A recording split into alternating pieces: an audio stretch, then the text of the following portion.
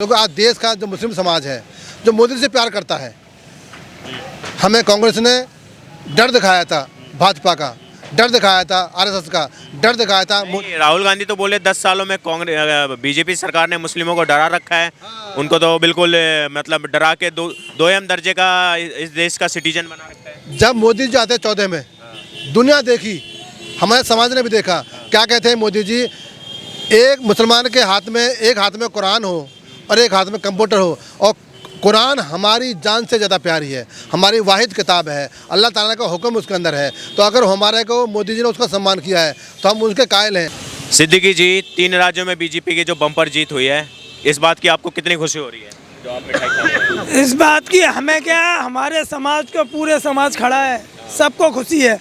इसी खुशी में हम सब भाई लड्डू खिला रहे थे कोई, और 2024 में मोदी जी फिर प्रधानमंत्री बनेंगे। मोदी को पनौती, इस चुनाव प्रचार में पनौती और जेब कतरा बोल दिया था। देश के प्रधानमंत्री को पनौती और जेब कतरा, ये खुद ही दिख रहा है कौन है कौन नहीं है।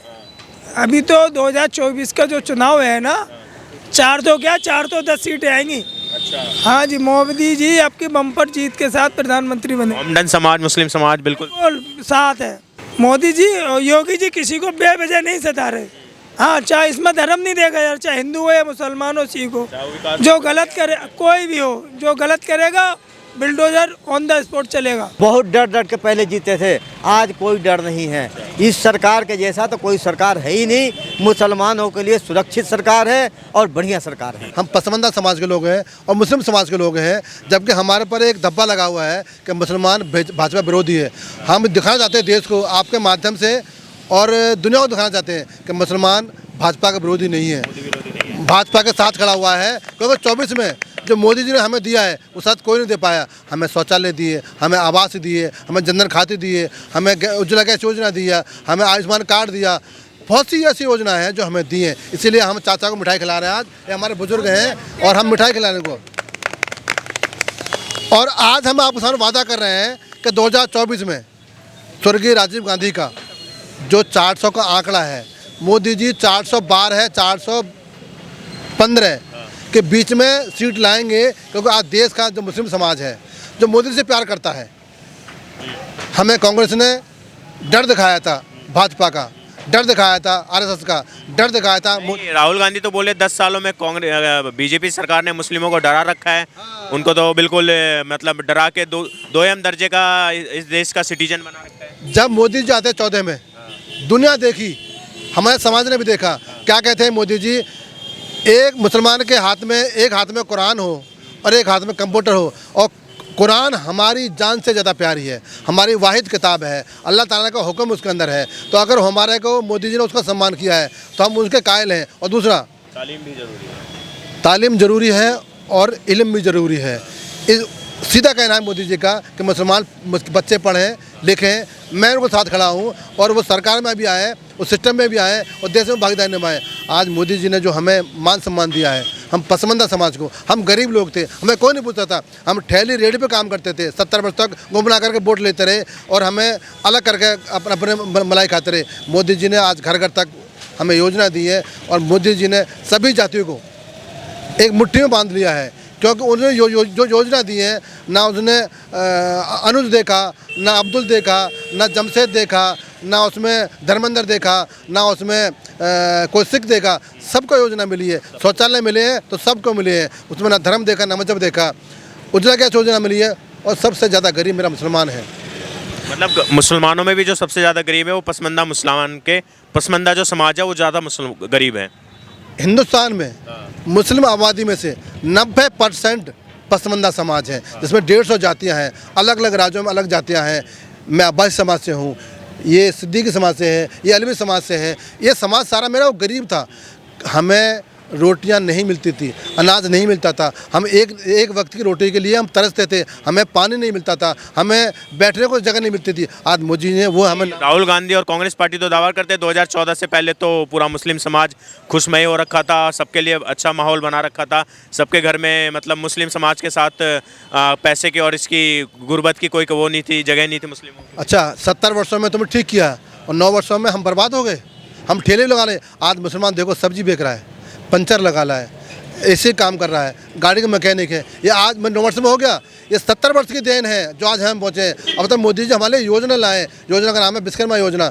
नाई के लिए, अब्बासियों के लिए, माला बनाने के लिए, छप्पड़ बनाने के लिए, लकड़ी से काम करने वाले के लिए, वो सबके योजना लाए। ये योजनाएं किसने मना किया था कांग्रेस को लाने के लिए? 70 वर्ष तुमने राज किया, किसने मना किया था जनधन खाते खुलवाने के लिए? किसने मना किया था योजना लाने के लिए? किसने मना किया था हम अलवी समाज को, हम अब्बासी समाज को, हम सिद्दीकी समाज को, हम पसमंदा समाज को उत्थान करने किसने मना किया था? आपने क्या किया? हमें वोट ली और रोड पर छोड़ दिया बैठाने के लिए। आज मेरा समाज समझ गया है, आज मेरा समाज जग गया है, आज मेरा समाज बच्चे पढ़ा रहा है, क्योंकि मोदी जी की शिक्षा से वो आज जागरूक हो गया है। जो हमारे पास एक चश्मा लगा होता काला 70 वर्षों पे, वो हट गया है। अब हमें दिख रहा है कि हमारा मसीहा कौन है। मुसलमान अब भय में और डर में नहीं आने वाला। जो उनको एक डर का जो झूठा वो दिखाया जाता था, बेवकूफ़ बनाया जाता था, उस बेवकूफ़ और उसमें बनने वाला नहीं, वो झांसे में नहीं आने वाला है डर के। मुसलमान को डराया गया, लेकिन मुसलमान डरता है केवल अल्लाह से। मुसलमान रोज़ खाता है, रोज़ कमाता है। अब वो जो मुसलमान जो कमा रहा खा रहा है, उसके साथ में एक बल मिल गया है, उसको योजना मिल गई है, उसको आधार कार्ड मिल गया है कि अब बैंक में जाएगा, जो रेडी वाला काम करने वाला है, जो फल बेचने वाला है, वो आधार कार्ड लेके जाएगा, अपने कारोबार के लिए ऋण लेके आएगा, अपना काम करेगा। ये जो मोदी जी लेके आए 70 वर्ष, तुम कौन लेके आए? किसने मना किया था? किसने मना किया था आपको? मेरे घर में नल नहीं था, जल नहीं था, मेरी गाँव की औरतें बहुत दूर जाती पानी जाती थी, शौचालय नहीं थे, किसने मना किया था? एक गरीब महिला बेचारी पूरे दिन अपने शौच को रोकती थी, दिन छुपने के बाद में जाती थी, उसके तंज समझो। ये ऐसा प्रधानमंत्री कौन सा प्रधानमंत्री है जिसने वो तंज को सहा है, जिसको तंज को समझा है और शौचालय दिए हैं? ठीक है। क्या नाम है सर आपका? सलीम सिद्दीकी।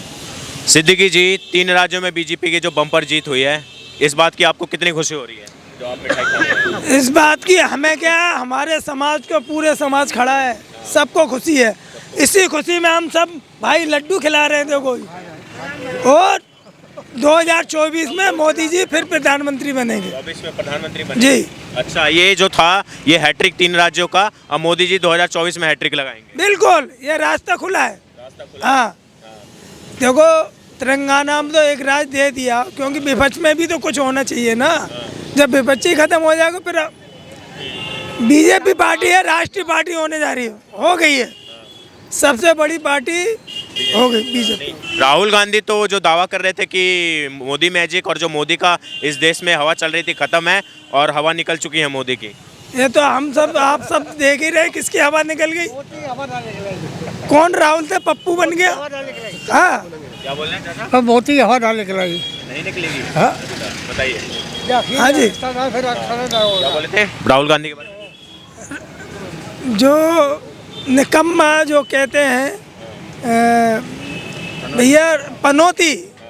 मोदी जी को पनौती, इस चुनाव प्रचार में पनौती और जेब कतरा बोल दिया था। देश के प्रधानमंत्री को पनौती और जेब कतरा। ये खुद ही दिख रहा है कौन है कौन नहीं है। अभी तो 2024 का जो चुनाव है ना, 410 सीटें आएंगी। अच्छा। हाँ जी, मोदी जी आपकी बम्पर जीत के साथ प्रधानमंत्री बने। मोमडन समाज, मुस्लिम समाज बिल्कुल साथ है, बिल्कुल। अच्छा, तो ये जो दावा करते हैं कि हमारा एक अधिकार है, हमारा पूरा मालिक हैं हम मुस्लिम वोटों के, जो बीजेपी वाले और जो अपने आप को सेकुलर पार्टी कहते हैं, उस दावे को पहले मुसलमान पढ़ा लिखा नहीं था, अब मुसलमान पढ़ रहा है। अब मुसलमान किसी के झांसे में नहीं आने था, क्योंकि मुसलमानों को विश्वास हो गया है कि मोदी जी ने जो नारा दिया है, सबका साथ, सबका विकास, सबका विश्वास, और हो भी रहा है। जितनी भी योजना मिली है, सबसे ज़्यादा मुसलमानों की मिली है।